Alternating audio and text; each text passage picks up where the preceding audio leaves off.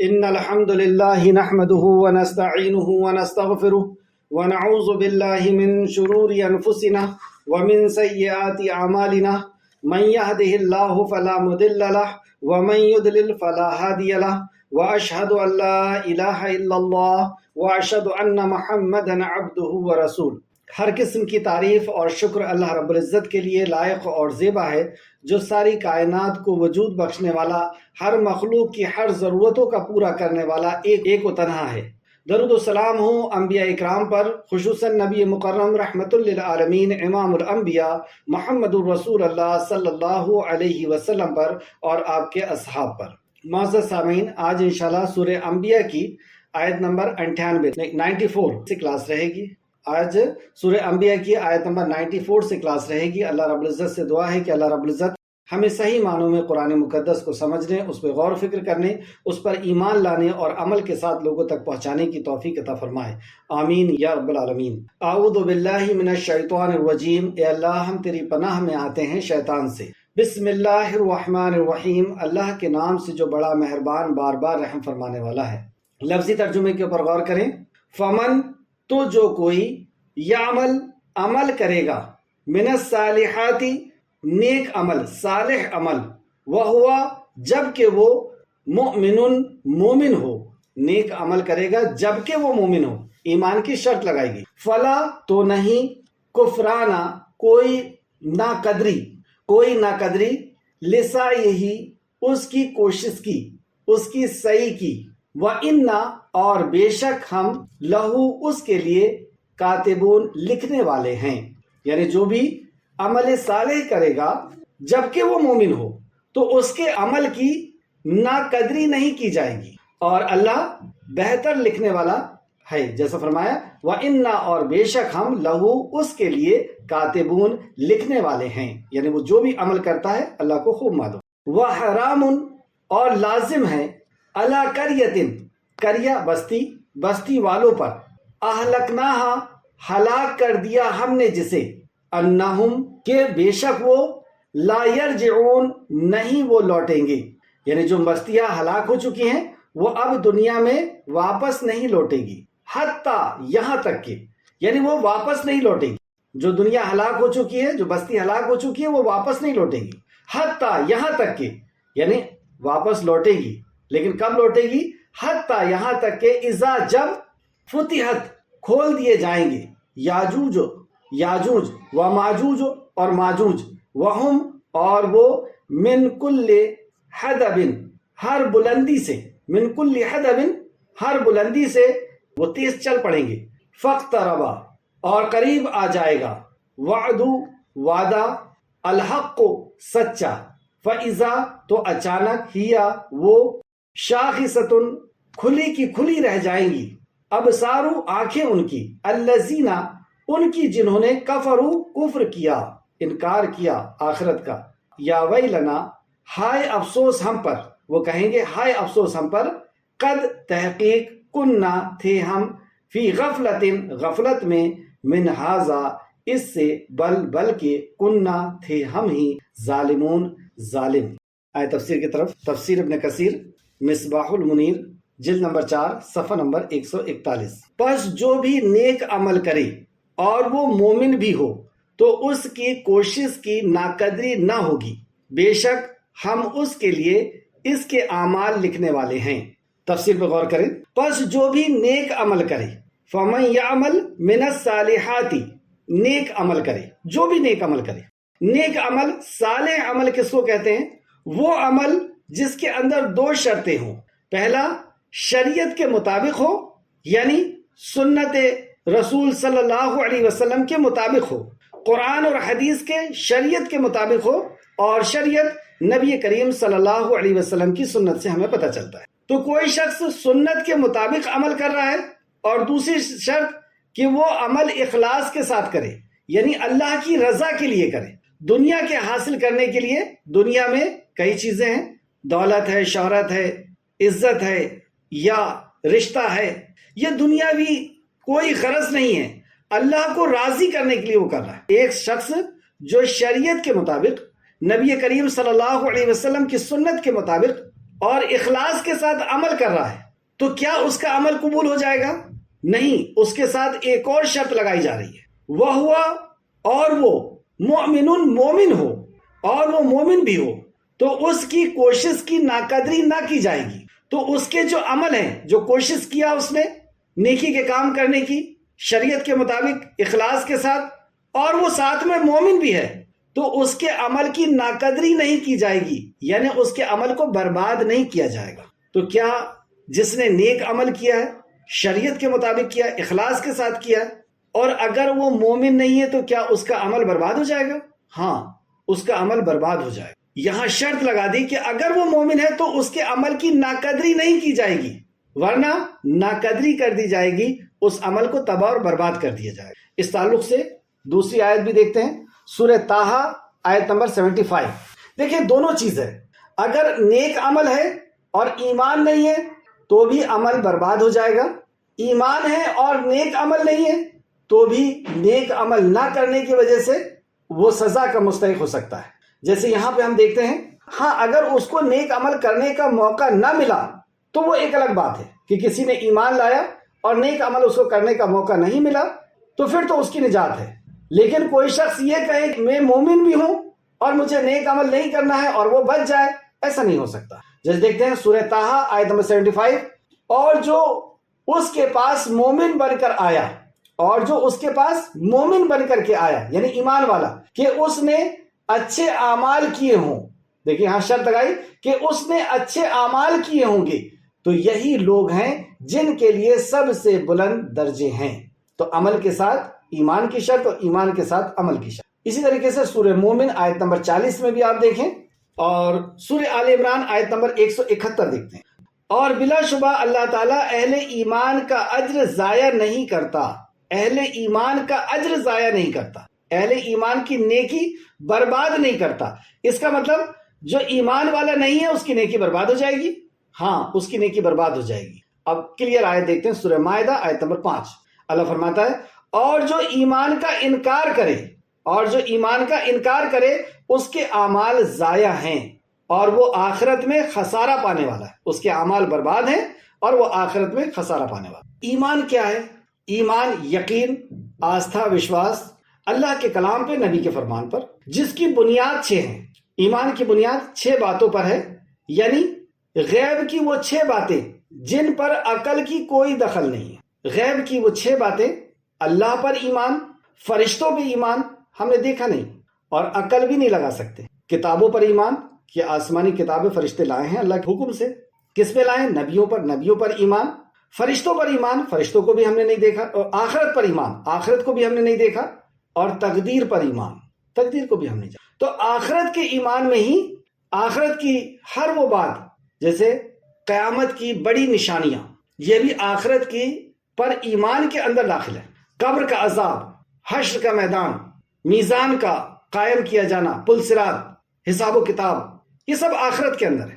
تو قرب قیامت کی جو نشانیاں ہیں، کیونکہ وہ آخرت کی نشانیاں ہیں، قیامت کی نشانیاں ہیں، اس لیے یہ آخرت کے پر ایمان کے اندر آئے گی بات۔ تو اب دیکھتے ہیں اس آیت کا تعلق آگے جو بات کی جانے والی ہے اس سے کتنا گہرا ہے۔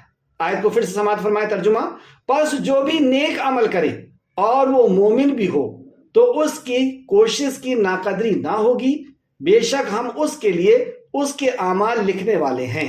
اب وہ جو بھی اعمال کر رہا ہے لکھنے والے ہیں۔ اور ہر بستی جسے ہم نے ہلاک کر دیا ہے، ہر بستی جسے ہم نے ہلاک کر دیا ہے، جیسے جہاں پر ہم رہ رہے ہیں، یہاں پہ پہلے کوئی اور لوگ آباد تھے آج سے 100 سال پہلے، اب وہ ختم ہو چکے ہیں، یا وہ بستیاں جو ویران پڑی ہوئی ہے، پہلے لوگ تھے لیکن اب ختم ہو گئے، یا ان کی جگہ میں دوسرے آ گئے ہیں۔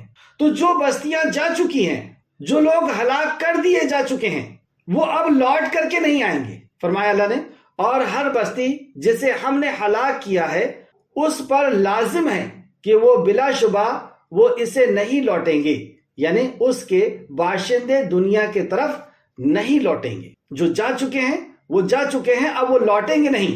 تو کیا ختم ہو گئے؟ کیا خاتمہ ہو گیا ان کا؟ حتیٰ، یہاں تک کہ اب ایک گنجائش اور حقیقی گنجائش آ گئی سامنے کہ نہیں وہ لوٹیں گے۔ کب لوٹیں گے؟ لیکن حتیٰ کہ جب یاجوج اور ماجوج کھول دیے جائیں گے اور وہ ہر بلندی سے تیزی سے دوڑتے ہوں گے. تو ہر بلندی سے تیزی سے دوڑتے ہوں گے، اس آیت کی تفسیر خود نبی کریم صلی اللہ علیہ وسلم نے فرمائی اور مسلم شریف نے اس حدیث کو نقل کیا. امام مسلم نے اس حدیث کو نقل کیا اور تفسیر ابن کثیر نے بھی نقل کیا. لیکن آگے آیت دیکھیں، اور سچا وعدہ یعنی یوم قیامت قریب آ چکے گا. یہ ایک نشانی بتائی اللہ کہ وہ جو بستیاں جا چکی ہیں وہ لوٹیں گی. کب؟ اس کی ایک بڑی نشانی یہ ہے کہ یاجوج اور ماجوج کھول دیے جائیں گے اور اس کے بعد یہ حادثہ ہوگا کہ ہر وہ بستیاں جو تباہ ہو چکی ہیں، ختم ہو چکی ہیں، وہ لوٹائی جائیں گی. تو اللہ فرماتا ہے اور سچا وعدہ یعنی یوم قیامت قریب آ پہنچے گا. جب یاجوج اور ماجوج آ جائیں گے تو قریب آ پہنچے گا. تب کافروں کی آنکھیں کھلی کی کھلی رہ جائیں گی، یعنی جو انکار کرتے ہیں آخرت کا اور دنیا کو ہی سب کچھ سمجھ کر کے وہ جی رہے ہیں. دنیا کو حاصل کرنے کے لیے نہ انہیں حلال و حرام کی تمیز ہے، نہ کسی کے ساتھ انصاف اور ناانصافی کا ان کو خیال ہے، نہ کسی کے دکھ اور تکلیف کا ان کو کوئی ملال ہے.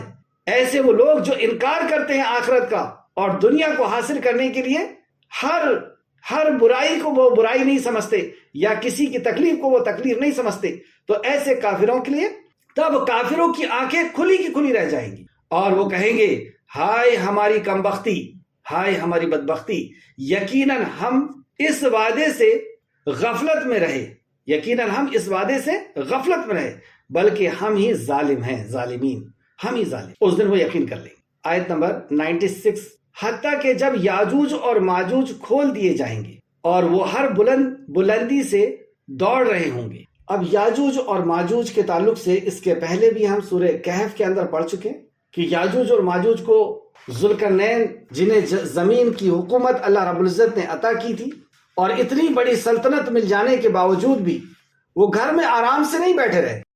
اللہ کی زمین میں انصاف قائم کرنے کے لیے، ظلم کے خاتمے کے لیے، اللہ کے دین کو لوگوں تک پہنچانے کے لیے وہ زمین میں سفر کرنا انہوں نے شروع کیا. اور ایسے مقام، کئی مقاموں کا وہاں پر ذکر ہے، اور ایسے مقام پر پہنچے جہاں پر ایک قوم انہیں ملی اور انہوں نے کہا کہ یہاں سے یہ قوم یاجوج اور ماجوج کی ہم پر آتی ہے اور ہمیں تباہ اور برباد کرتی ہے یا ہم پر ظلم کرتی ہے. آپ ان کے اور ہمارے بیچ میں کوئی آڑ بنا دیں، کوئی دیوار بنا دیں. تو دو بڑی پہاڑیاں تھیں، اس کے بیچ میں حضرت ذوالقرنین نے یہ کہا کہ تم میری طاقت یعنی افراد کے ساتھ، لیور کے ساتھ میری مدد کرو اور میں تمہارے اور ان کے بیچ میں، ان دو پہاڑوں کے بیچ میں ایک بڑی دیوار بنا دیتا ہوں. انہوں نے لوہے کی پلیٹ بنوائی، اینٹ جس کو ہم کہتے ہیں، لوہے کی پلیٹ بنوائی اور اس کو خوب گرم کروایا اور اس میں تانبا ڈلوا کر کے اور ایک ایسی دیوار قائم کی کہ اب وہ دیوار سے ادھر نہیں آ سک رہے ہیں. یہ کون بیان فرما رہا ہے؟ اللہ رب العزت، خالق کائنات، اپنے کلام کے اندر، جس کے ترجمہ میں سے کچھ چیزیں میں نے آپ کے سامنے رکھا. اب جو لوگ آج کے دور میں کچھ قرآن اور حدیث کی مخالفت کرنے والے، اچھے سے سمجھے میری اس بات کو، آج کے دور میں کچھ قرآن اور حدیث کی مخالفت کرنے والے اپنی رائے اور قیاس سے قرآن کی تفسیر کرتے ہیں، کیونکہ قرآن حدیث کی تو انہوں نے مخالفت کر دی. تو قرآن کی بعض آیتوں کی تفسیر خود قرآن کے دوسرے مقام سے ہوتی ہے اور پھر رسول اللہ کے سچے فرمان سے ہوتی ہے، صحیح حدیث سے ہوتی ہے اور پھر صحابہ اکرام کے اقوال سے ہوتی ہے. تو انہیں نہ قرآن کے دوسرے مقام سے لینا دینا ہوتا ہے اور نہ صحیح حدیث سے. صحیح حدیث کی بھی ان کے پاس مخالفت ہوتی ہے اور اپنی رائے اور قیاس سے، اپنی عقل سے، جو ان کی عقل میں بات بیٹھتی ہے اس کے مطابق وہ تفسیر کرنا شروع کرتے ہیں اور انسان کے اندر، لوگوں کے اندر وہ ایسے عقیدے رائج کرتے ہیں، ایسے عقیدے پہنچاتے ہیں کہ اس عقیدے پر اس نے اگر ایمان لے آیا بندے نے، یا اس عقیدے کو وہ صحیح سمجھ لیا، جیسے کہ یہ عقیدہ ہے یاجوج اور ماجوج کو لے کر کے اور اس دیوار کو لے کر کے، اگر قرآن و حدیث کے خلاف اس نے عقیدہ جو اس نے گڑھا ہے اور پہنچایا ہے اس پہ عقیدہ کر لیا، تو گویا کہ ایمانیات کی جو بنیاد ہے وہ ہل جائے گی. آخرت پر ایمان، آخرت کے ایمان پر یہ بات شامل ہے کہ قرب قیامت کی جو نشانیاں ہیں اس پہ ویسا ہی ایمان لایا جائے جیسے کہ رسول مکرم صلی اللہ علیہ وسلم نے فرمایا، جیسے کہ قرآن نے بتایا. یہ اپنے رائے اور قیاس سے شک اور شبہ پیدا کرتے ہیں، اور شک اور شبہ پیدا کرنے کی بنیاد کیا ہے ان کی؟ لکھیں، نمبر 1، یہ دیوار جو یاجوج اور ماجوج کو روکنے کے لیے ذوالقرنین نے لگائی تھی، وہ باندھ بنایا تھا، یہ سمجھے، تو اس کے تعلق سے شک اور شبہ کیسے پیدا کرتے ہیں؟ یہ کہتے ہیں اہل جغرافیہ یعنی جو زمین کو جاننے والا علم رکھتے ہیں، یہ پوری زمین کو چھان چکے ہیں، لیکن وہ یاجوج اور ماجوج کی دیوار انہیں کہیں نظر نہیں آئی، پہلا۔ دوسرا شبہ، بڑے سے بڑے پہاڑ پر لوگ چڑھ چکے ہیں، لیکن ان پہاڑوں میں کوئی وہ پہاڑ نظر نہیں آیا کہ جس کے پیچھے یاجوج اور ماجوج کی قوم چھپی ہو۔ تیسرا شبہ ڈالتے ہیں سیٹلائٹ کے ذریعے پورے ارتھ کو مٹھی میں لیا جا چکا ہے، سیٹلائٹ کے ذریعے پورے ارتھ کو دیکھا جا سکتا ہے، لیکن وہ پورے ارتھ میں نہ وہ دیوار نظر آئی اور نہ وہ یاجوج و ماجوج نظر آئے، جبکہ ان کی تعداد ایک حدیث کے مطابق آدم علیہ السلام سے کہا جائے گا کہ اپنے بچوں میں سے 1000 میں سے ایک کو نکالو، تو اس میں زیادہ تعداد جو ہے وہ یاجوج اور ماجوج کی ہوگی، یعنی آدم ذات میں سے ہیں۔ تو اتنی بڑی تعداد ہے وہ کہیں نظر نہیں آ رہی۔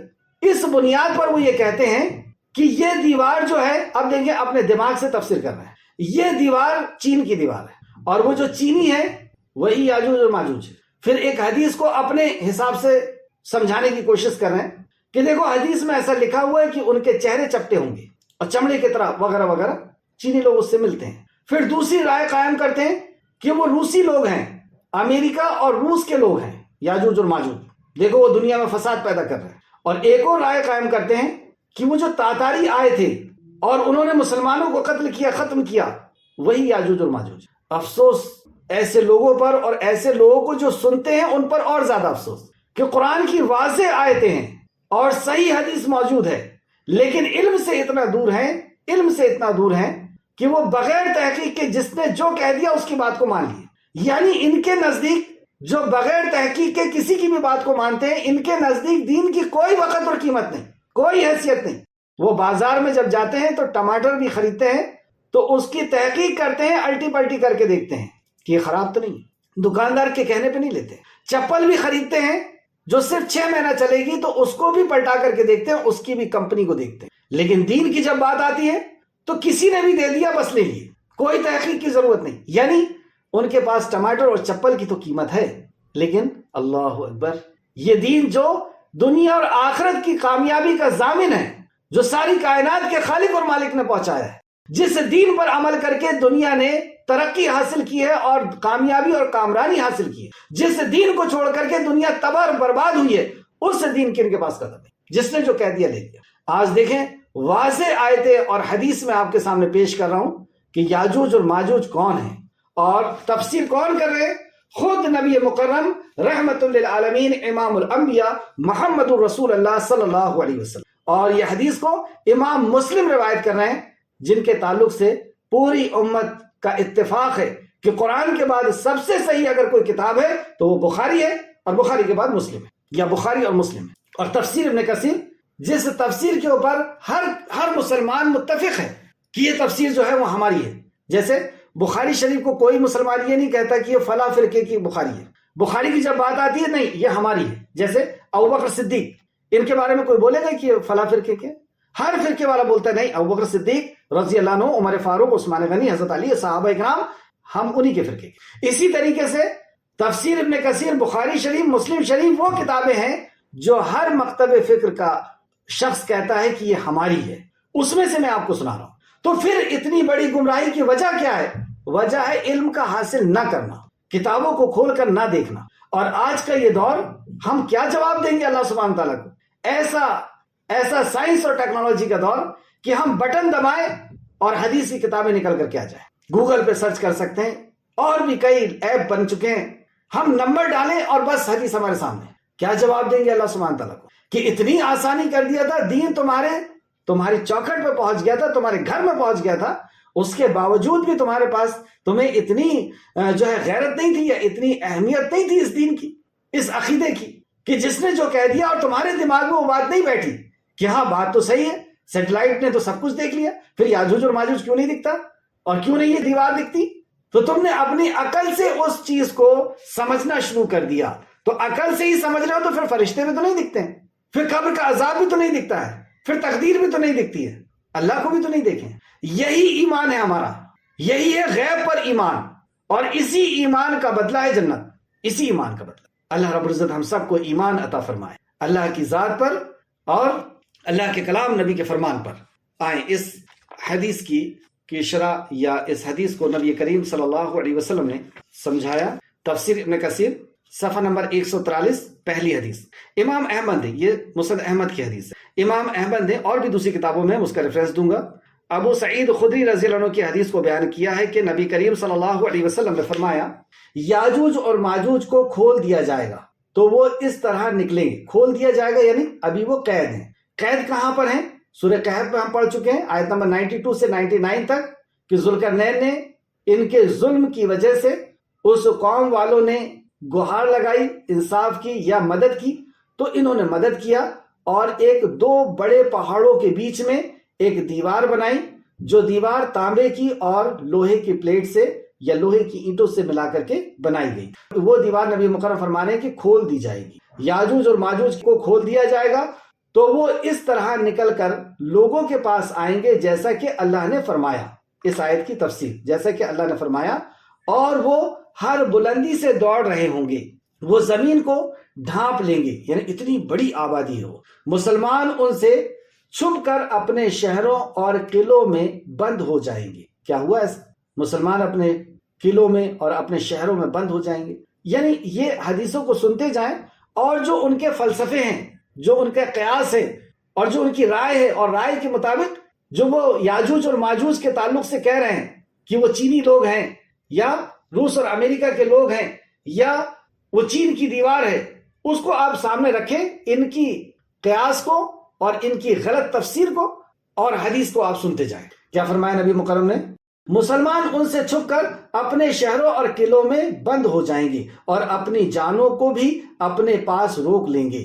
یاجوج اور ماجوج زمین کے پانیوں کو پی جائیں گے، زمین کے پانیوں کو پی جائیں گے. کیا آج پانی ختم ہو گیا؟ حتیٰ کہ یہ لوگ جب کسی نہر کے پاس سے گزریں گے تو اس کا سارا پانی پی جائیں گے اور اسے خشک کر دیں گے. کتنی نہریں خشک ہو گئی؟ خشک ہو گئی، یہاں تک کہ ان کے بعد وہاں سے گزرنے والا کہے گا کہ یہاں کچھ تھا بھی یا نہیں. پھر جب انسانوں میں سے کوئی نہیں بچے گا. ہاں، یہ ایک حکمت ہے اللہ رب العزت کی کہ وہ انسانوں کو ایسا ختم کریں گے، ایسا کاٹیں گے، پیٹیں گے، لیکن اس میں مومن نہیں ہے. پھر جب انسانوں میں سے کوئی نہیں بچے گا سوائے ان کے جو شہروں اور قلعوں میں بند ہو گئے. اور شہروں اور قلعوں میں کون بند ہو گئے تھے؟ مسلمان. تو یاجوج اور ماجوج میں سے ایک شخص کہے گا کہ ان زمین والوں کا کام تمام ہو گیا، یعنی ہم نے ان زمین والوں کا کام تمام کر دیا. خوش ہوگا. اب آسمان والے باقی رہ گئے. پھر ان میں سے ایک اپنے نیزے کو ہلائے گا اور اسے آسمان کی طرف اچھالے گا. اوپر سے وہ نیزہ جب اس کے طرف واپس لوٹے گا، اوپر سے جب نیزہ اس کی طرف واپس لوٹے گا تو اللہ سبحانہ تعالیٰ آزمائش کے تحت اس میں خون لگا کر کے لوٹائے گا. تو وہ خوش ہو جائیں گے اور کہیں گے اب ہم آسمان والے پر بھی فتح کر گئے. مسند احمد جلد نمبر 3 صفحہ نمبر 77 اور تفسیر ابن کثیر صفحہ نمبر 144 جلد نمبر 4. ایک اور حدیث دیکھتے ہیں جو امام مسلم اور مسند احمد دونوں نے لے کر. دوسری حدیث، ایک دن صبح کے وقت رسول اللہ صلی اللہ علیہ وسلم نے دجال کا ذکر فرمایا. صبح کے وقت رسول اللہ نے دجال کا ذکر فرمایا اور اس کے ذکر میں آواز کو پست و بالا کیا، حتیٰ کہ ہم نے خیال کیا کہ وہ کھجور کی جھاڑیوں میں ہیں. تو رسول اللہ کے خطاب کرنے کا انداز کہ ان کی آواز جیسی بات ہوتی تھی اور بات کی جیسا وزن ہوتا تھا، اس کے مطابق آپ کی آواز کا جو ساؤنڈ تھا وہ کم اور زیادہ ہوتا تھا. آپ کے چہرے کے اندر بھی اثرات نظر آتے تھے. جتنی اہم بات ہوتی تھی اس حساب سے آپ کا چہرہ اور آپ کا مطلب باڈی لینگویج جس کو ہم کہتے ہیں، اس کے حساب سے رسول مکرم صلی اللہ علیہ وسلم کا خطاب ہوتا تھا. بس جب ہم آپ کے پاس آئے تو آپ نے اس بات کو ہمارے چہرے سے بھانپ لیا. مطلب جس انداز میں رسول اللہ نے بات کیے تھے تو صحابہ کے اوپر وہ بات ایسی اثر انداز ہوئی کہ صحابہ کے چہرے پہ رسول اللہ نے کانا دجال کی جو بات کی تھی اس کے اثرات نظر آنے لگے، یعنی وہ ڈر اور دہشت نظر آنے لگے. آپ نے اس کے بارے میں ہم سے پوچھا تو ہم نے عرض کیا، اے اللہ کے رسول، آپ نے دجال کا ذکر فرمایا اور اس میں آواز کو پست و بالا فرمایا، تو ہم نے خیال کیا شاید کہ وہ پاس والی کھجور کے جھاڑیوں میں یا جھنڈ میں موجود ہے. آپ کی بات کا صحابہ کرام کس قدر یقین کرتے تھے کہ آپ اس انداز میں اور غضبناک ہو کر کے اور آواز کم اور زیادہ ہو رہی، یعنی دجال بہت کم نزدیک ہے. پھر رسول مکرم نے دجال کے تعلق سے اور وضاحت فرمائی. دجال کا آپ نے فرمایا دجال کے علاوہ کسی اور بات سے میں تمہارے بارے میں زیادہ ڈرتا ہوں. یعنی دجال کے علاوہ میں کسی اور بارے میں تم سے زیادہ نہیں ڈرتا.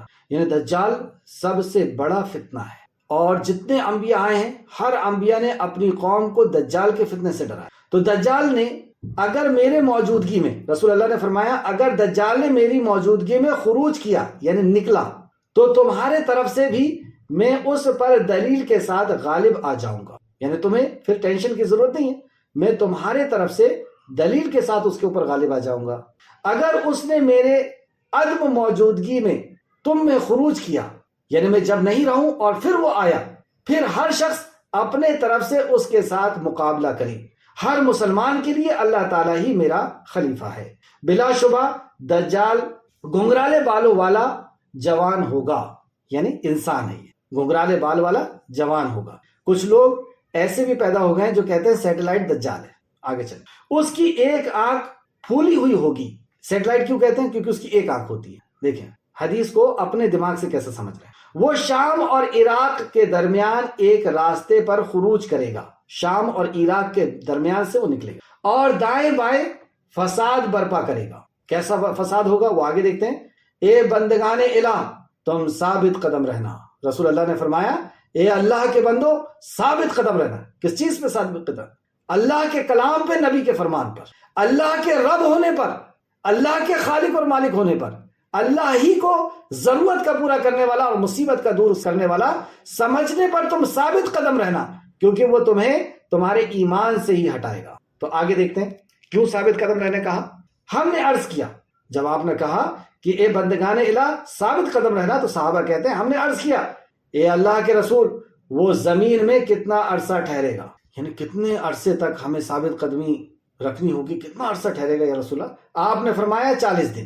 ایک دن ایک سال کے برابر، ایک دن ایک مہینے کے برابر، ایک دن ایک ہفتے کے برابر، اور باقی تمام دن تمہارے دنوں کی طرح ہوں گے. یعنی پہلا دن ایک سال کے برابر 365 دن، دوسرا دن ایک مہینے کے برابر 30 دن، تیسرا دن ایک ہفتے کے برابر 7 دن کا، اور باقی دن عام دنوں کی طرح ہوں گے یعنی 37 دن کے. تو ایسا کر کے 439 دن یعنی 440 دن کے آس پاس وہ اس دنیا میں رہنے والا ہے. لیکن یہ 440 دنوں میں وہ کیا کچھ کرنے والا ہے؟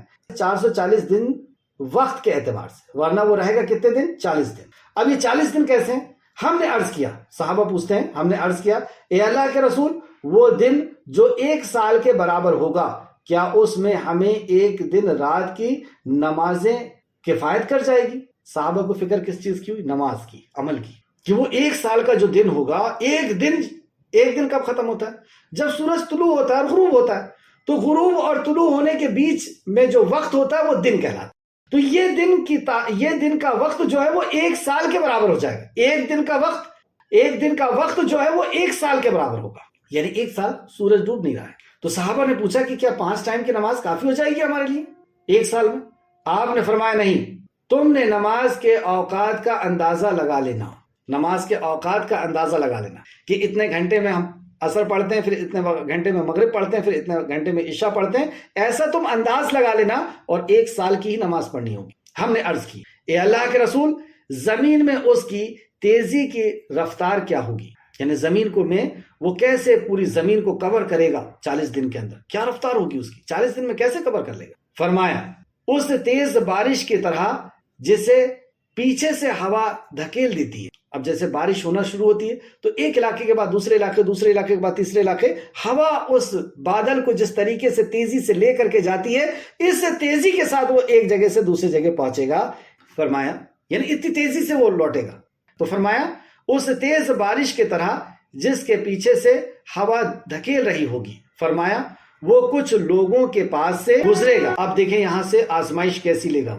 وہ کچھ لوگوں کے پاس سے گزرے گا، انہیں اپنے طرف دعوت دے گا. اپنے طرف دعوت دے گا یعنی پہلے وہ ایک بہت نیک شخص بن کے لوگوں کے سامنے حاضر ہوگا، پھر وہ نبوت کا دعویٰ کر دے گا، پھر اس کے بعد وہ خدائی کا دعویٰ کر دے گا. ایسا ہی ہوتا ہے. دیکھیں گے آپ کہ جو فتنہ ہوتا ہے وہ پہلے بہت نیک شخص کی طرح آتا ہے سامنے، اور پھر وہ یہ کہتا ہے کہ میں ہی نبی ہوں، میری ہی بات مانو، میں جو کہہ رہا ہوں بس میری بات مانو. تو بات تو صرف رسول اللہ کی ماننی ہوتی ہے. اور پھر وہ خدائی کا دعویٰ کرتا ہے کہ میں نے جو حلال کہہ دیا، میں نے جو حرام کر دیا، بس وہی. تو بہرحال یہ تو صاف طور پہ خدائی کا دعویٰ کرے گا، اپنے آپ کو رب ہونے کا دعویٰ کرے گا، اللہ ہونے کا دعویٰ کرے گا، اور وہ اس کے دعوے کو قبول کر لیں گے. تو لوگ جو ہوں گے اس کے دعوے کو قبول کر لیں گے. کیوں کر لیں گے قبول؟ ایسا کیا ہوگا اس کے اندر؟ آگے دیکھیں. وہ آسمان کو حکم دے گا تو وہ بارش برسنے لگے گی. کتنا بڑا اللہ رب العزت اس کو پاور دے گا کہ وہ آسمان کو کہے گا کہ بارش ہو جا تو بارش ہوگی. آج تو تھوڑا سا بھی کوئی اگر سوبد بازی دکھا دیتا ہے، یعنی جادو دکھا دیتا ہے، یا کچھ ایسی چیزیں دکھا دیتا ہے جو خرق عادت چیز ہے، یا صرف دعویٰ ہی کر لیتا ہے، تو لوگ اس کو اپنا ضرورت کا پورا کرنے والا اور مصیبت کا دور کرنے والا سمجھ لیتے ہیں. یہ تو آسمان کو حکم دے گا تو وہ بارش ہوگی، اور زمین سے فصلیں اگنے لگیں گی. یعنی بارش بھی اس کے حکم سے، فصل بھی اس کے حکم سے ہوئے. لوگوں کے مویشی شام کو وقت، جب یہ جو لوگ اس کو اللہ کہہ دیں گے یا رب مان لیں گے اور اس کے اوپر سجدہ ریز ہو جائیں گے، تو وہ ان کے کھیتوں کو حکم دے گا، آسمان بارش کو حکم دے گا کہ یہاں برس، بادل کو حکم دے گا، اور زمین کو حکم دے گا کہ یہاں پہ فصلیں نکال، جو اس کو رب کہہ رہا ہے. تو لوگوں کے مویشی اور ان کے مویشی شام کے وقت جب ان کے پاس واپس آئیں گے، کوہن بھاری ہوں گے، ان کی پستان دودھ سے پہلے سے کے سبب زیادہ بھرے ہوئے ہوں گے، اور ان کے پھلوں اور ان کے پہلو باہر نکلے ہوئے ہوں گے. یعنی وہ جانوروں کے پیٹ جو ہیں وہ باہر نکلے ہوئے ہوں گے. اور کچھ لوگوں کے پاس سے گزرے گا، انہیں بھی اپنے طرف دعوت دے گا، مگر وہ اس کی بات کو قبول کرنے سے انکار کر دیں گے. یہ وہ لوگ ہوں گے جو یہ کہیں گے کہ اللہ کے کلام اور نبی کے فرمان کو ہی ہم مانتے ہیں، اور ہم تمہیں دیکھ کر کے یہ کہتے ہیں کہ ہاں ہمارا رب جو ہے وہ کانا نہیں ہو سکتا اور تو کانا ہے. اور وہ اس کو کاٹ کر کے زندہ کرے گا اور کہے گا کہ زندگی اور موت تمہیں دیتا ہوں، تو وہ کہے گا کہ ہاں مجھے یقین آ گیا تو ہی کانا دجال ہے، کیونکہ نبی نے بتایا تھا کہ وہ مار کر کے زندہ. تو بہرحال یہ دوسری حدیث میں نے آپ کو بیچ میں سے بتایا.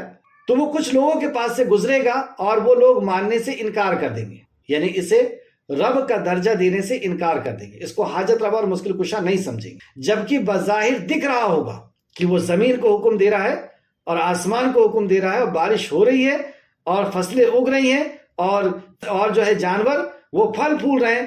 اتنا دیکھنے کے باوجود بھی وہ کہیں گے تو رب نہیں ہے، تو نہ زندگی بنا سکتا، نہ مٹا سکتا ہے، نہ تو فائدہ کر سکتا، نہ نقصان کر سکتا. کیسا مضبوط ایمان ہوگا. تو ان کے مال اس کے پیچھے، مطلب وہ انکار کر دیں گے رب ہونے کا، تو اس کے مال ان کے پیچھے لگ جائیں گے اور وہ خشک سالی کا شکار ہو جائیں گے. اب اس کا مال جو ہے اس کے پیچھے چلا جائے گا، یعنی ان کی جائیداد ختم، ان کی دولت، ان کی نوکری ختم، اور ایک حکومت رہے گی اس کے پاس، تو دنیا اس کے پیچھے چل رہی ہوگی. اور اس کی جس نے انکار کر دیا اس کی فصلیں تباہ، اس کی ویرانی اس کی زندگی میں آ گئی. ان کے پاس کچھ مال باقی نہ رہے گا. رسول اللہ نے فرمایا ان کے پاس کچھ مال باقی نہ رہے گا. وہ بے آبزار کے پاس سے گزرے گا تو اس سے کہے گا اپنے خزانے، مطلب ایک زمین کے پاس سے گزرے گا تو کہے گا اپنے خزانے باہر نکال دے، تو اس کے خزانے اس کے پیچھے لگ جائیں گے، چلنے لگیں گے. جس طرح شہد کی مکھی کے پیچھے، جس طرح شہد کی رانی کے پیچھے شہد کی مکھیاں چلتی ہیں، اس طریقے سے اس کے پیچھے مال چلے گا. آپ نے فرمایا وہ حکم دے گا اور ایک آدمی قتل کر دیا جائے گا اور اسے تلوار کے ساتھ مارے گا اور برابر برابر ٹکڑے کر دے گا، مطلب بیچ میں سے برابر برابر ٹکڑے کر دے گا، گویا کہ تیز نشانے پر مارا گیا ہو. پھر وہ اسے بلائے گا تو وہ ہنستا مسکراتا ہوا اس کے طرف آ جائے گا. ایک آدمی کو بلایا جائے گا، اس کو مار دے گا، ایسا مارے گا، اوپر سے مارے گا تو 2 ٹکڑے میں وہ بٹ جائے گا، مر گیا، ختم ہو گیا. پھر اس کو کانا دجال بلائے گا تو وہ مسکراتا اور ہنستا ہوا اس کے پاس آئے. اللہ اکبر، کیسی آزمائش ہے. آج چھوٹی چھوٹی آزمائش کا ہم مقابلہ نہیں کر پا رہے. اس فیس بک، واٹس ایپ اور دوسری جو چیزیں ہیں، انسٹاگرام وغیرہ، یہ چھوٹی چھوٹی آزمائش سے ہم ٹکرا کر کے اور وقت پہ نماز اور وقت پہ عبادت اور وقت پہ اللہ رب العزت کے حکموں کو پورا نہیں کر پا رہے. اتنی بڑی آزمائش. لوگ انہی حالت میں 2-4 ہوں گے کہ اللہ تعالیٰ عیسیٰ ابن مریم کو مبعوث فرمائے گا. تو اس کا اسی طریقے سے پوری دنیا کے اندر جو انکار کرے گا اپنی بنائی ہوئی جہنم کے اندر ڈالے گا، اور جو اقرار کر لے گا اس کے رب ہونے کا جو اقرار کر لے گا اس کو یہ محلات کے اندر رکھے گا، اور جو انکار کرے گا اس کو ذلیل کرے گا. اور اس کے ساتھ ایک بڑی فوج ہوگی. کس کی فوج؟ یہودیوں کی. آپ دیکھ رہے ہیں یہودی کتنے ظالم ہیں. تو اس طریقے سے کاٹ کر کے وہ اس کی بنائی ہوئی جہنم کے اندر ڈالیں گے. لیکن رسول کریم صلی اللہ علیہ وسلم نے فرمایا خبردار ہو جاؤ، وہ جو اس کی جہنم ہے اصل میں وہ ٹھنڈا پانی ہے. جب مومن اس کے اندر جائے گا تو وہ سکون اور اطمینان کے اندر رہے گا، اور جو اس کی جنت میں جائے گا وہ اصل میں جہنم ہے، وہ وہاں پہ تکلیف اور مصیبت اور پریشانی کے اندر رہے گا. بہرحال جو ایمان والے ہیں ان کو کسی بھی قسم کے چمتکار سے کوئی فرق نہیں پڑتا. ایمان والوں کے لیے تو صرف اور صرف اللہ کا کلام اور نبی کا فرمان کافی ہوتا ہے. کوئی آسمان سے اگر مسلح بچھا کر کے اور اترتا ہوا بھی نظر آ رہا ہے اور وہ کچھ کہہ رہا ہے، اور اس کی بات میں نے کیا کہا کہ کوئی شخص داڑھی کرتا پاجامہ جبہ اور مسلح بچھا کر کے آسمان سے اترتا ہوا نظر آ رہا ہے اور اس نے بتایا کہ دیکھو دین یہ ہے، اور اگر وہ قرآن و حدیث سے نہیں ملتا تو مومن اس کا بھی انکار کر دیتا. چمتکار شریعت کے سامنے کوئی معنی نہیں رکھتا. اللہ کے کلام اور نبی کے فرمان کے اوپر ایک مومن کسی کو بھی نہیں رکھتا. تو وہ یہ کانا دجال کی اتنے بڑی بڑی چیزیں کہ وہ انسان کو حکم دے گا قبر سے نکل، تو وہ قبر سے نکل جائے گا. حالانکہ وہ قبر پہ قبر والا نہیں نکلے گا، شیطان نکلے گا وہاں سے. لیکن لوگ تو دیکھیں گے کہ وہ قبر والا نکل گیا اور کہے گا کہ بیٹا مان لے یہی تیرا رب ہے. ایسی ایسی چیزیں اس کے پاس، ایسی پاور اللہ رب العزت دے گا آزمائش کے لیے کہ میں اب اپنے بندوں کو آزما رہا ہوں کہ میری بات مانتے ہیں، میرے اوپر ایمان لاتے ہیں یا اس کانے کے اوپر لاتے ہیں. جیسے سنیچر والوں کے ساتھ اللہ نے آزمائش کیا صرف اگزامپل کے طور پر کہ سنیچر کے دن مچھلی نہیں پکڑنا، اور سنیچر کے دن ہی مچھلیاں خوب نکل رہی ہیں. یہاں پر بھی اللہ آزمائش لے رہا ہے کہ میرے کلام پہ، نبی کے فرمان پر تم ایمان رکھتے ہو یا اس پر تم ایمان رکھ کر کے اور اس کو تم رب سمجھ لیتے. اب حدیث میں واپس آئیں. لوگ انہی حالت میں دو چار ہو رہے ہوں گے کہ عیسیٰ ابن مریم کو مبعوث فرما دیا جائے گا. وہ دمشق کی مشرق جانب سفید مینار کے پاس اتریں گے. دمشق کی مشرق جانب سفید مینار کی مسجد کے پاس اتریں گے یعنی آسمان سے اتریں گے. انہوں نے گیروے رنگ کی 2 چادریں زیبتن کی ہوگی، 2 چادروں میں لپٹے ہوئے گیروے رنگ کی وہ اتریں گے. اپنے ہاتھ 2 فرشتوں کے کندھوں پر رکھے ہوئے، 2 فرشتوں کے کندھے پر اپنے ہاتھ رکھے ہوئے وہ آئیں گے. آپ دجال کے پیچھا کریں گے. اب اس کے بیچ میں ایک دوسری حدیث سے ہم کو پتہ چلتا ہے کہ وہ آپ اتریں گے اور اس وقت مہدی علیہ السلام نماز پڑھانے کے لیے سامنے ہوں گے اور پیچھے سے اقامت دے دی گئی ہوگی. اور اتنے میں عیسیٰ علیہ السلام جب اتریں گے لوگ دیکھ کر کے پہچان لیں گے عیسیٰ علیہ السلام آ گئے. تو مہدی علیہ السلام جو ہیں وہ پیچھے آنے لگیں گے کہ آپ نماز پڑھائیے، لیکن آپ ان کے کاندھے کو پکڑ کر کے، شانے کو پکڑ کر کے کہیں گے کہ نہیں اقامت آپ کے لیے دی گئی ہے، آپ ہی نماز پڑھائیے. پھر عیسیٰ علیہ السلام آپ کے پیچھے نماز پڑھیں گے. یہ اعجاز ہے اس امت کا کہ امت کے ایک لیڈر یا ایک خلیفہ مہدی علیہ السلام اور ان کے پیچھے عیسیٰ علیہ السلام بھی نماز پڑھ رہے ہیں، کیونکہ عیسیٰ علیہ السلام اب نبی کی حیثیت سے نہیں، امتی کی حیثیت سے. بہرحال اس کے بعد لوگ کی خبر پہنچے گی کہ کانا دجال اب یہاں تک آ گیا ہے.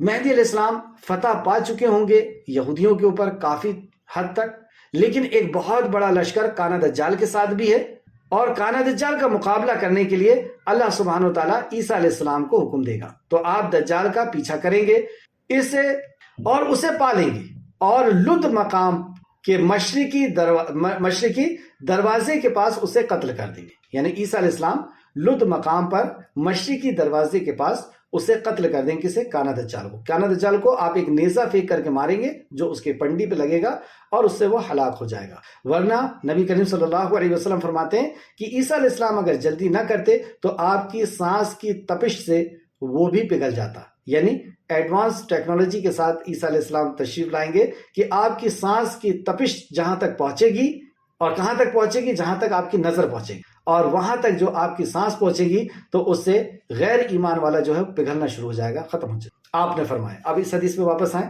آپ نے فرمایا لوگ اسی حالت میں دو چار ہوں گے اور اللہ تعالیٰ کا عیسیٰ ابن مریم کے طرف وہی نازل فرمائے گا. یعنی کانا دجال ختم ہو گیا اور اس کا جو لشکر تھا وہ بھی ختم ہو گیا. کچھ وقت اسی حالت میں گزرے گا، اب وہ کتنا وقت ہوگا اس کی کوئی وضاحت نہیں ملتی ہے. اور پھر اس کے بعد آپ صلی اللہ علیہ وسلم فرما رہے ہیں عیسیٰ ابن مریم کی طرف وہی نازل فرمائے گا کہ میں نے اپنے کچھ ایسے بندوں کو نکالا ہے کہ جن سے لڑنے کی آپ کی طاقت نہیں ہے. عیسیٰ آپ کے پاس بھی ان سے لڑنے کی طاقت نہیں، لہٰذا آپ میرے بندوں کو طور کے طرف لے جا کر محفوظ کر دیں. تو یہ جو مومنوں کا لشکر ہے یہ طور کے طرف عیسیٰ علیہ السلام، مہدی علیہ السلام اور یہ سارے کے سارے مومن وہاں پہنچ جائیں گے۔ اس وقت اللہ تعالیٰ یاجوج اور ماجوج کو نکالے گا، یہ نبی مکرم صلی اللہ علیہ وسلم کے فرمان ہے۔ اس وقت رسول اللہ یاجوج اور ماجوج کو نکالے گا اور ان کے بارے میں جیسا کہ اللہ تعالیٰ نے فرمایا۔ اب رسول اللہ صلی اللہ علیہ وسلم یہ آیت یہاں پہ تلاوت فرماتے ہیں، آیت نمبر 96، جیسا کہ اللہ سبحانہ تعالیٰ نے فرمایا، اور وہ ہر بلندی سے دوڑ رہا ہوگا۔ عیسیٰ علیہ السلام اور آپ کے اصحاب اللہ تعالیٰ سے دعا کریں گے تو اللہ تعالیٰ یاجوج اور ماجوج کی گردنوں میں ایک کیڑا لگا دے گا، یعنی یاجوج اور ماجوج جب وہاں سے نکلیں گے تو ہر پانی کو پیتے ہوئے اور زمین کے اوپر چھاتے ہوئے چلے آئیں گے اور سب کو قتل غارت گری اور کاٹتے اور پیٹتے ہوئے، اور جیسے پچھلی حدیث میں ہم نے پڑھا کہ جب سب لوگ مر جائیں گے تو وہ کہیں گے کہ زمین والے مر گئے، اب ہم آسمان والوں سے لڑیں گے اور آسمان کی طرف اپنا نیزہ ماریں گے، تو اللہ رب العزت اس نیزے میں خون لگا کر کے واپس پہنچائے گا، تو وہ اور کودنے لگیں گے کہ اب ہم آسمان والے پر بھی جو ہے ہماری حکومت ہونے لگے گی۔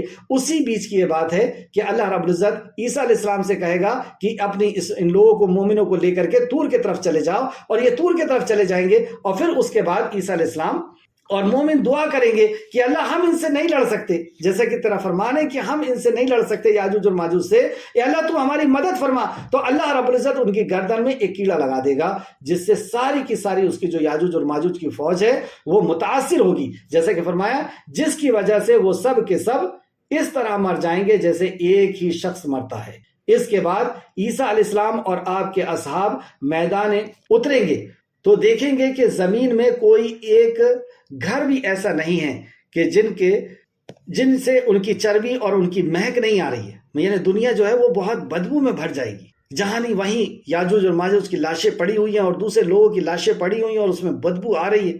تو اللہ رب العزت جب پھر یہ دعا کریں گے تو اللہ رب العزت ایک پرندے کو پہنچائے گا جس کی گردن جو ہے خراشانی نسل کی اونٹنی کی طرح ہوگی، اور وہ ان لاشوں کو اٹھا کر کے ایسے مقام پر لے کے جائیں گے جہاں پہ اللہ ان کو حکم دے گا، تو یہ ساری کی ساری لاشیں اٹھ کر کے وہاں پہ پہنچ جائیں گے۔ اللہ تعالیٰ 40 روز تک ایسی بارش نازل فرمائے گا، رسول اللہ نے فرمایا اللہ 40 روز تک ایسی بارش نازل فرمائے گا جو ہر پکے اور کچے گھر میں داخل ہو جائے گی۔ اس کے بارش سے اللہ رب العزت زمین کو بالکل صاف کر دے گا آئینے کی طرح، اور آپ نے فرمایا کہ پھر زمین کو حکم دیا جائے گا کہ اپنی فصل نکال، تو پھر اس میں خیر و برکت کا نزول ہوگا، اور ایسا برکت نکلے گی کہ ایک انار ایک جماعت کے لیے یا ایک گھر کے لیے، ایک بکری کا دودھ پورے گھر کے لیے، ایک گائے کا دودھ پوری جماعت کے لیے، اور پورے قبیلے کے لیے ایک اونٹ کا دودھ ہو جائے گا۔ یعنی اس قدر برکت ہوگی کہ ایک کھجور، ایک جو ہے انار کا پیڑ، انار کا جو پھل ہوتا ہے اس کا جو چھلکا ہے اس کے سائے کے نیچے پوری ایک جماعت آ جائے گی۔ یعنی اصل جو شیب ہے انار کا وہ ہے، لیکن ہمارے گناہوں کی وجہ سے یہ نعمتیں گھٹتے گھٹتے گھٹتے گھٹتے آج اس حالت میں ہم آ گئے۔ تو اصل پوزیشن میں اللہ رب العزت نعمتوں کو لائے گا۔ دوسری حدیث سے ہم کو ملتا ہے کہ جب زمین پر اللہ کی حدود نافذ ہوگی تو زمین کو اتنا فائدہ ہوتا ہے جتنا 40 دن کی بارش سے فائدہ ہوتا ہے۔ یعنی زمین پہ جب انصاف قائم ہوتا ہے کہ ایک مرڈر کرنے والے کو اس کو بھی قتل کیا جائے، یہ انصاف قائم ہونا ہے۔ کسی نے اگر کسی پاک دامن عورت کے ساتھ بدسلوکی کی ہے، بدفعلی کی ہے، ریپ کیا ہے، تو اس کو 100 کوڑے مارے جائیں، اور اگر وہ شادی شدہ ہے تو اس کو رجم کر دیا جائے۔ اس نے ایک خاتون کے ساتھ اتنا بڑا گھنونا جرم کیا ہے، تو یہ ایک حد جب نافذ ہوتی ہے تو زمین کے اوپر اتنا فائدہ ہوتا ہے جیسے 40 دن کی بارش کا فائدہ ہوتا ہے۔ تو ایسی جب امن و امان کا وقت آ جائے گا، کیونکہ انصاف عیسیٰ علیہ السلام اور مہدی علیہ السلام کے دور میں انصاف قائم ہو جائے گا، تو اللہ رب العزت یہ اس چیزوں کو لے کر کے آ جائے گا۔ یہ حدیث مسند احمد میں بھی ہے اور مسلم شریف حدیث نمبر 2937۔ وقت ہونے کی وجہ سے آخر کی کچھ باتیں میں نے چھوڑ دیا ہوں، تو آپ دیکھ لیں مسلم شریف حدیث نمبر 2937 اور مسند احمد جلد نمبر 4 صفحہ نمبر 181 182۔ اب جو لوگ قرآن و حدیث کو چھوڑ کر کے اپنے فلسفے، اپنی عقل کے گھوڑے دوڑاتے ہیں اور اپنے رائے اور قیاس ہم نے پچھلے بار میں پڑھ چکے ہیں، وہ کب کیا جاتا ہے؟ وہ بھی علماء کرتے ہیں۔ قرآن و حدیث جس معاملے میں نہیں ہے، تو نہ انہوں نے قرآن دیکھا نہ حدیث دیکھا، اور اپنے طرف سے رائے اور قیاس کرنا شروع کر دیا کہ وہ چین کی دیوار ہے اور وہ چینی لوگ ہیں اور وہ امریکن اور روسی لوگ ہیں۔ اب انہیں یہ قرآن کی آیتوں سے اور حدیثوں سے یہ پتہ نہیں چلتا کہ وہ تانبے اور لوہے کی دیوار تھی۔ کیا وہ چین کی دیوار تانبے اور لوہے کی دیوار ہے؟ 2 پہاڑوں کے بیچ میں یہ دیوار کھینچی گئی ہے، کیا انہیں یہ وہ نہیں دکھتا کہ وہاں پہ تو کوئی دو دیوار نہیں ہے، دو چین کی دو دیواروں کے بیچ میں، اور اسے توڑا جائے گا جب وہ نکل کر کے آئیں گے؟ اور کیا کانا دجال آ چکا ہے؟ کیا مہدی علیہ السلام آ چکے ہیں؟ کیا عیسیٰ علیہ السلام آ چکے ہیں؟ کیا دنیا کی ویسی تباہی ہو چکی ہے جو حدیثوں سے ہمیں پتہ چلا؟ اور بھی چند حدیثیں آپ صرف حوالہ نوٹ کریں، اور ان کی قرآن کی تفسیر اپنی مرضی سے کر رہے ہیں، دیکھیں کہ وہ کس قدر گمراہی میں ہیں اور گمراہی پھیلا رہے ہیں۔ قیامت کے قریب یاجوج اور ماجوج آزاد کر دیے جائیں گے، اس تعلق سے دیکھیں مسلم شریف حدیث نمبر 2901، ترمذی شریف حدیث نمبر 2193، بخاری شریف حدیث نمبر 7135، مسلم شریف حدیث نمبر 2880۔ یاجوج اور ماجوج کیا کریں گے، دنیا میں آ کے کیا کریں گے، اس تعلق سے آپ حدیث دیکھیں سلسلہ تو صحیح حدیث نمبر 1735 اور ترمذی میں بھی حدیث ہے 3153۔ یاجوج اور ماجوج کب خروج کریں گے، یاجوج اور ماجوج کب خروج کریں گے، اس تعلق سے آپ لکھیں مسلم شریف حدیث نمبر 2937، ترمذی حدیث نمبر 2240۔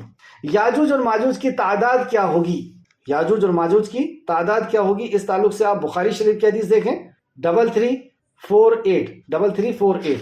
یاجوج اور ماجوج کی شکل و صباحت کس طریقے سے وہ دکھیں گے، اس کے تعلق دیکھیں آپ مسند احمد جلد نمبر 5 صفحہ نمبر 271، اور بھی کئی حدیثوں میں یہ حدیث ہے کہ اس کی شکل کیا ہوگی۔ یاجوج اور ماجوج کا فتنہ فساد کس طریقے سے وہ فتنہ فساد کریں گے، سلسلہ تو صحیح حدیث نمبر 1735 اور ترمذی شریف حدیث نمبر 3153۔